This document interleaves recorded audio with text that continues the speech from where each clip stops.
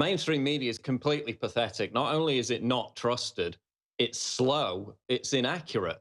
I mean, if you're following a breaking news event, you don't watch BBC, you don't watch CNN, you go on Twitter. They report everything 30 minutes to an hour beforehand, and usually it's more accurate because it's not being covered up. I mean, today with this priest beheading, which I'm going to talk about, 2, 3 hours after it happened, after we knew that the attackers were shouting Allah Akbar, they were shouting pro-ISIS slogans, they were wearing Muslim garb, they were beheading priests. Where else have we seen that? Gee, I wonder. The BBC 3 hours after were still saying the motive isn't known. Completely pathetic. In fact, it's a running joke. There's a joke headline now, which is on the, a mock-up of the BBC website. It says, clumsy French priest stumbles upon peaceful Muslim's butter knife and accidentally beheads himself. That's the level that it's got to. Remember with the Germany suicide bombing, they were like, Syrian migrant dies in blast, not suicide bomber blows himself up. They actually said that. That's not a joke headline. So here's what I'm getting at. If the media will go this far, they will sit there and lie if we're put in FEMA camps and killed and say we never existed. I mean, they're now getting to that level. How do they get an entire industry of people to engage in such bizarre criminal behavior? I mean, it's criminal to cover up this jihad offensive.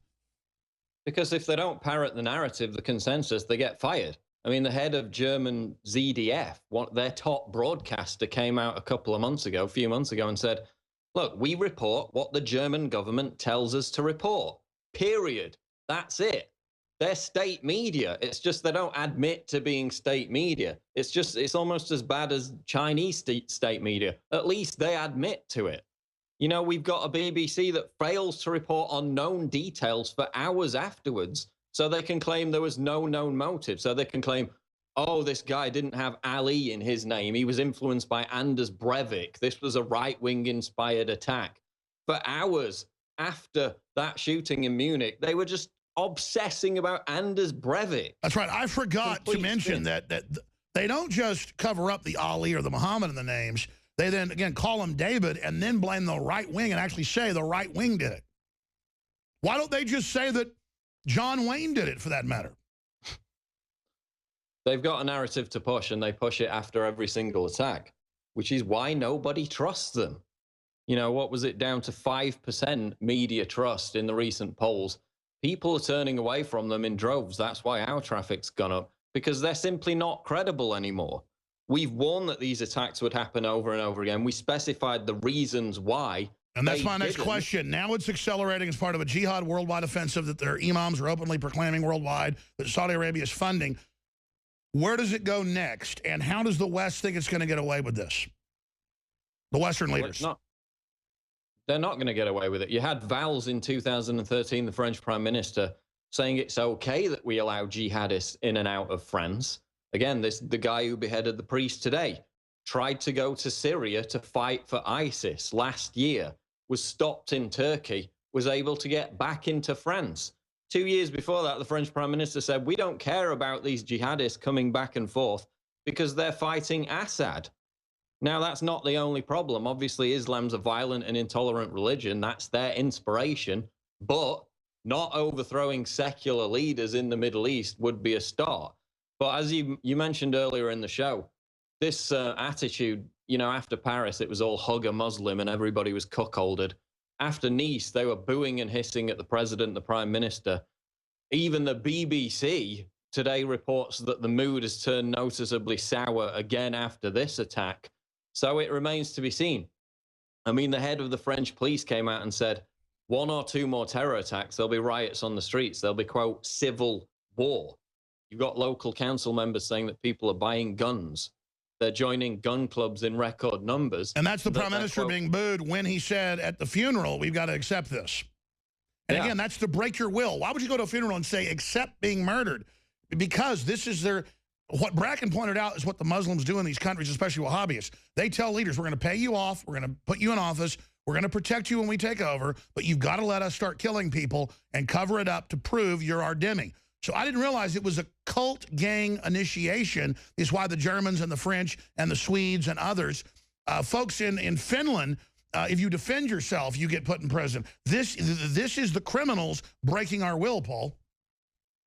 And you notice that the solution to the problem of bringing in millions of Muslim migrants is to turn Western society into basically a Sharia law situation. You've got yet another story today where this group of Muslims go to a nude bathing swimming pool in Germany and start chanting Allah Akbar. They start yelling at the young people there simply for their choice that they want to bathe nude. And really, they're just a bunch of perverts when they get in control, raping and murdering. They just want to actually come and see it because they get off on it, but then dominate it and control it because it's a culture of rape and torture and pedophilia and devil worship. Dozens of cases in England, other countries, of Muslim pedophile gangs abusing, abducting young children.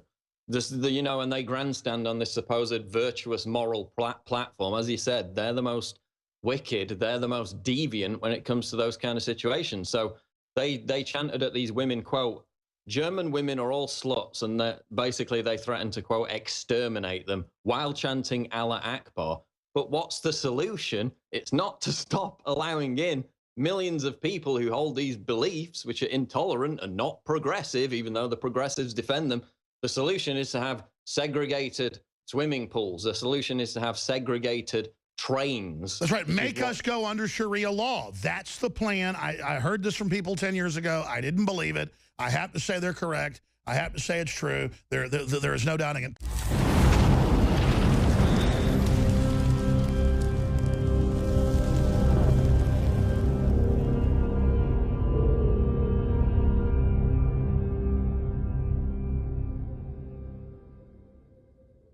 We're selling a product, DNA Force, that is the very best nutraceutical that we can produce. Dr. Group, you took years for you to develop DNA Force for us. It's been something that I've been working on for a long time, Alex, because I think it's very, very important.